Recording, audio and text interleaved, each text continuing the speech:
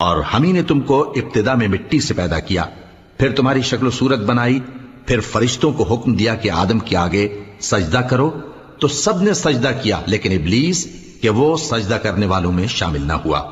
अल्लाह ने फरमाया, जब मैंने तुझको भी हुक्म दिया था तो किस चीज ने तुझे सजदा करने से बाज रखा? उसने कहा कि मैं इससे अफजल हूं, मुझे तूने आग से पैदा किया है और इसे मिट्टी से बनाया है। फरमाया, तू बहिश्त से उतर जा, तुझे शाया नहीं कि यहां तकब्बुर करे, बस निकल जा कि तू जलील लोगों में से है। उसने कहा कि मुझे उस दिन तक मोहलत अता फरमा जिस दिन लोग कब्रों से उठाए जाएंगे। फरमाया, अच्छा, तुझको मोहलत दी जाती है।